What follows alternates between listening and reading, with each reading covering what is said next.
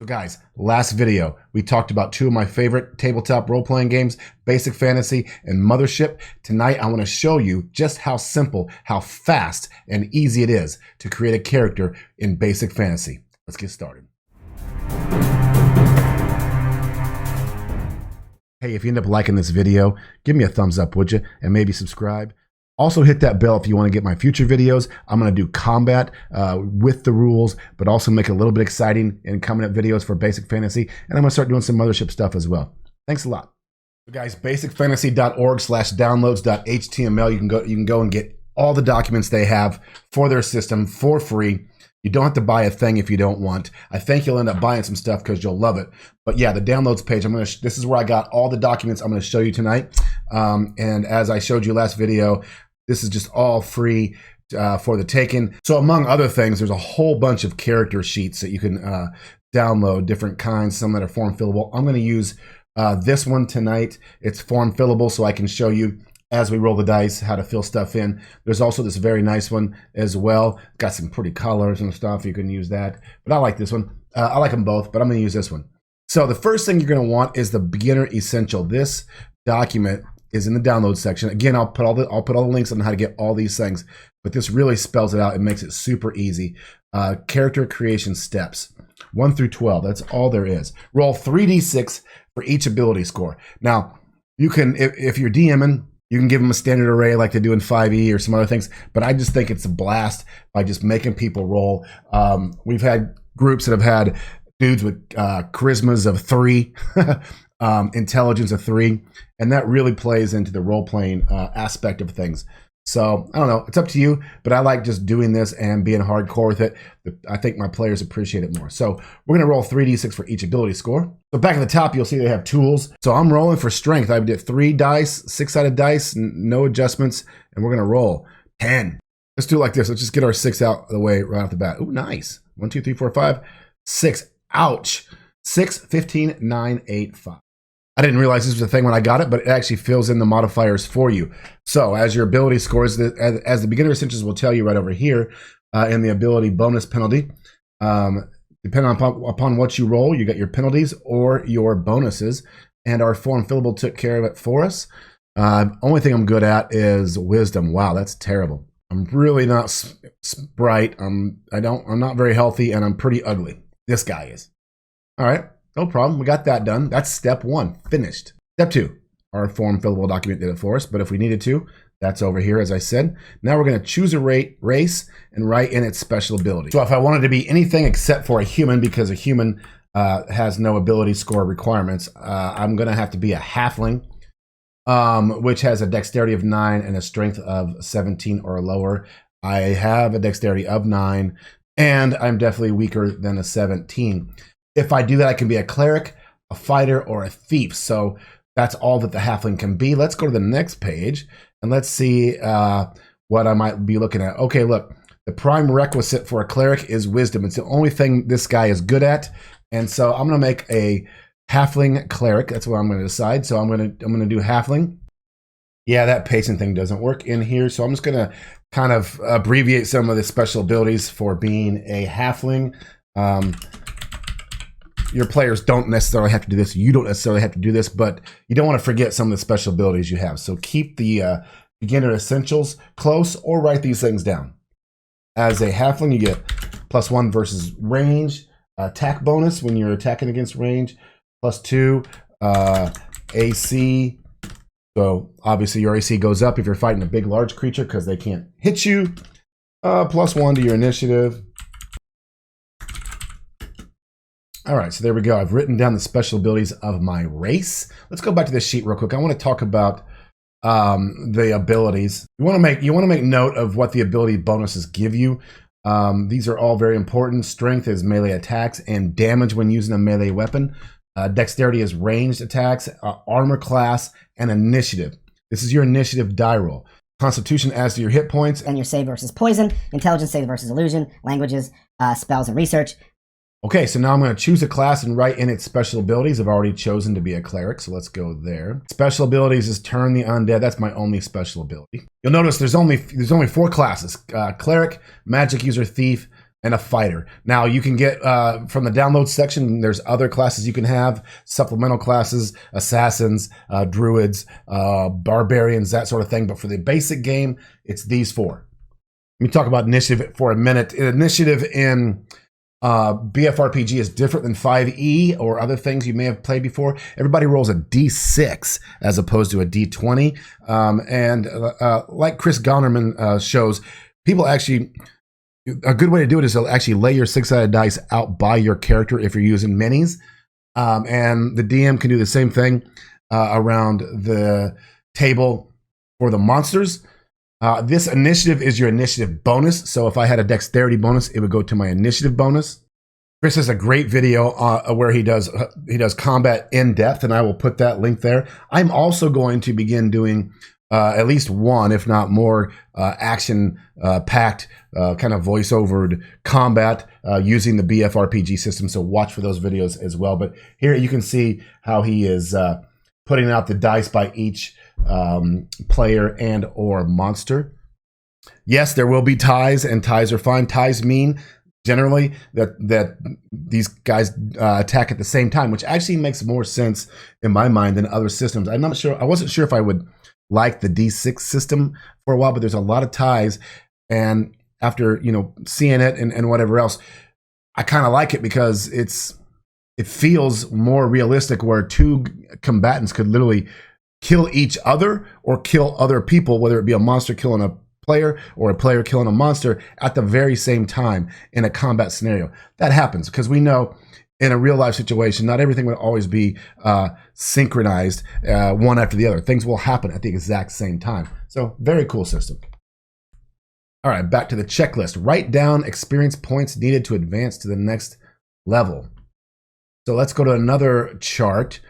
Besides just getting the manual, the basic manual, which you can get, there's also another nice ultimate character charts that has experience points, that kind of thing, that you can download. That this is what I'm showing right now. So let's find me a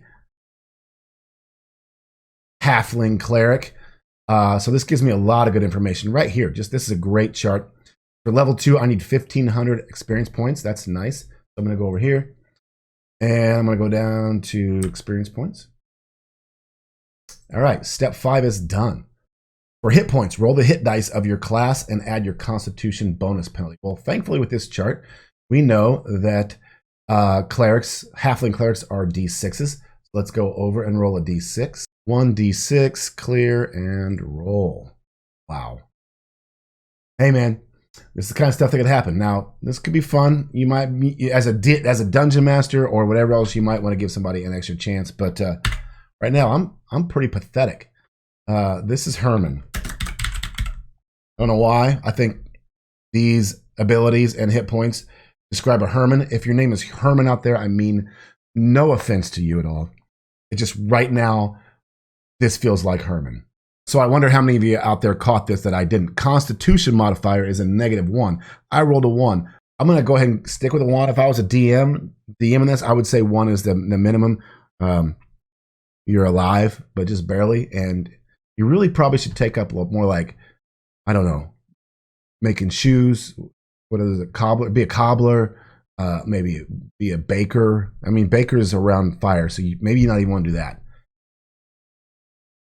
Write down your attack bonus of 1. All characters have a 1 at first. So the attack bonus, as you advance, you get different attack bonuses that you add when you're attacking, but everyone starts at a 1 as said per here.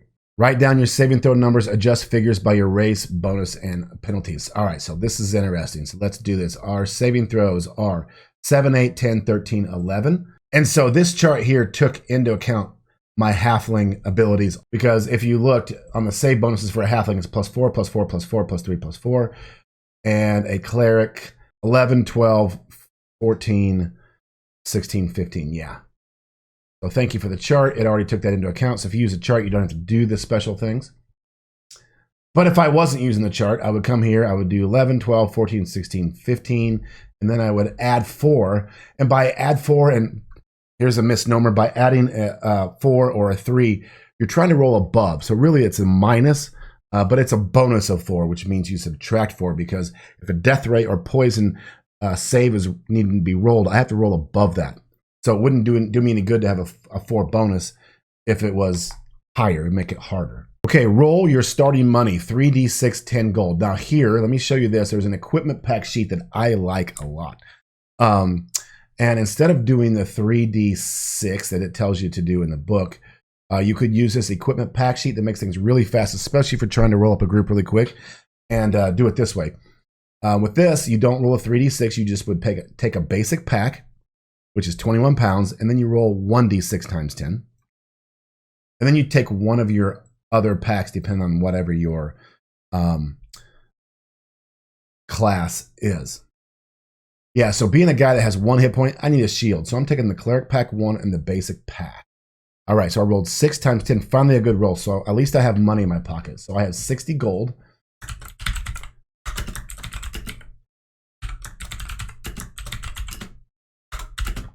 I'm going to write this down so that I don't have to write out all these things. And again, this is up to you and your DM, or if you are the DM. I don't normally get into the minutia of have you burned through 6 torches, have you eaten all your rations. A lot of times we can't get the same group together all the time, so we don't always play the same stuff. These might be one-offs. Up to you. This is a quick way to get your guys up and going and with equipment. So I have leather armor, I have a shield, and I have a mace. So I'm going to write down over here in the weapons, I have a mace. And of course, I need to make sure I can use this armor and weapon for my race. Do I have any restrictions? I have to use medium weapons in 2 hands. I cannot use a large weapon. So I need to check the equipment list. It has an equipment list. I'm using a mace. Where is weapons? Here we go. Axes, daggers, swords, hammer, mace. Mace is a medium weapon. So what that means is that my shield won't help me. Yeah, you know what? I'm going to go ahead and sell it. Shield is 7 gold pieces, so I can go ahead. Now over here, I can check that my armor is a armor class of 13. Or I said 13, sorry. And I have no dexterity penalty, thank goodness. So there's my armor class. If I did have a bonus or a penalty, it would go against my armor class. The book will tell you that everyone can go about 40 feet in a turn. That would be unencumbered or without any equipment. But on this same page with weapons, here is what happens if you are lightly loaded or heavily loaded. Again, this is between you and your DM if you want to count pounds, total pounds of equipment, or if you just want to go with something like this. I generalize. If you do want to do about loads, here's halflings. This is not going to be good for me. Let me see. I am a halfling with a 10 strength. So I'm a little dude with not much strength. Means I'm lightly loaded with 50 pounds or heavily loaded at 100 pounds. I'm just going to go light loaded. I'm going to assume light loaded, and I have leather armor on. So my speed is 30 feet, meaning in one combat round or in one round, I can go 30 feet. Now, damage is not fillable, but that's fine. I can go right here to my mace, and this page will tell me that it's a 1d8, so I'm just going to stick that on there. Again, here's weight if I care about it, but I don't right. Languages, now you or your DM, or you as a DM will have to decide what languages you have in your realm. And then intelligence, I believe, is languages, maybe wisdom. So if you have a bonus of 1 or 2, you get that many more languages, but that is up to you. And another thing with languages, as you'll read, you don't have to declare those up front. You can learn those along the way.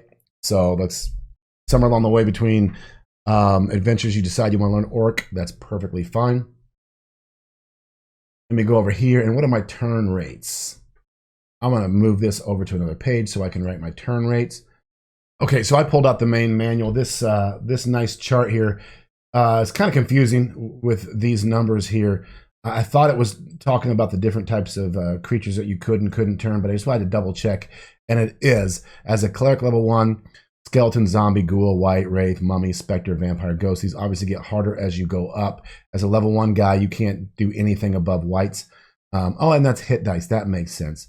So anything undead, not necessarily these named items, but if they're these hit dice. Okay. All right, chart. Pretty good chart. Good job. So I am a 13 against hit dice 1 or